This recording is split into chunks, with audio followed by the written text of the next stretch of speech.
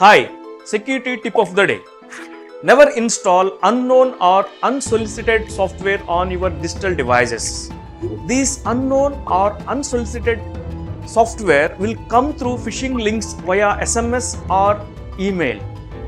These software programs can place malware such as viruses, which in turn can open a backdoor giving access to others to your computer without your knowledge. If you really wish to install any software or application in your system, get a licensed or authorized version and install it. Software or applications downloaded from company's website or those linked from company's website are only considered trusted and harmless. Hope the security tip helps you install only licensed or authorized software. Thank you.